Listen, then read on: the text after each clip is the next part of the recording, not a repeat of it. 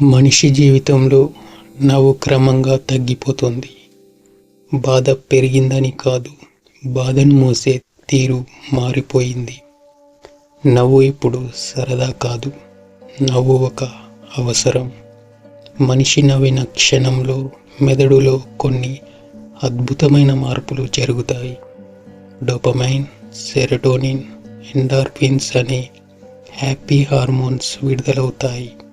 ఇవి ఆనందాన్ని ఇవ్వడానికి కాదు, మనస్సును రక్షించడానికి.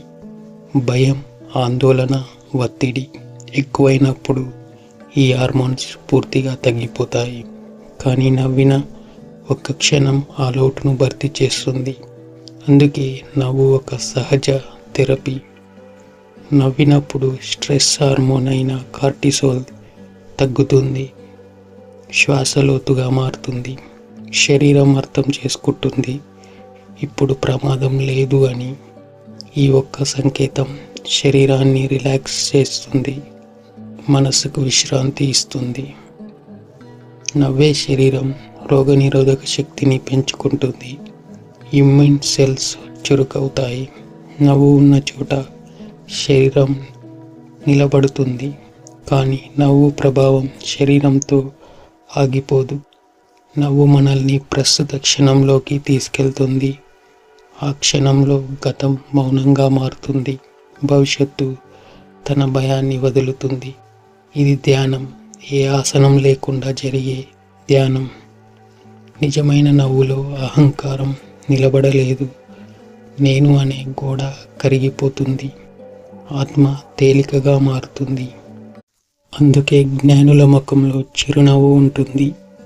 వాళ్ళు జీవితాన్ని గెలిచారు కాబట్టి కాదు, జీవితాన్ని అంగీకరించారు కాబట్టి. ఆధ్యాత్మికంగా నవ్వు శరీరంలోని నెగటివ్ ఎనర్జీని తగ్గిస్తుంది, ప్రాణ ప్రవాహాన్ని సమతుల్యం చేస్తుంది. ఎనర్జీ శుభ్రపడితే ఆలోచనలు నెమ్మదిస్తాయి, మనసు స్థిరపడుతుంది. బాధను నవ్వుతో స్వీకరించిన మనిషి జీవితాన్ని ఎదిరించగలడు, అంగీకరించగలడు. అంగీకారం ఉన్న చోట కర్మబంధం సడలుతుంది. నవ్వు బాధను తుడిచిపెట్టదు, కానీ బాధకి ఉన్న అధికారాన్ని తగ్గిస్తుంది. అదే నిజమైన శక్తి. నవ్వు అంటే బాధ లేనివాడి లక్షణం కాదు, బాధతో కూడి నిలబడే ధైర్యం లక్షణం. ఈ ప్రపంచం నవ్వును తగ్గించాలని ప్రయత్నిస్తుంది, కానీ నవ్వుతో ఈ ప్రపంచాన్ని తట్టుకోవాలి. శరీరానికి మందులు ఉంటాయి, మనసుకు మాటలు ఉంటాయి, కానీ ఆత్మకి నవ్వే దారి రోజుకు ఒక్కసారి కాదు.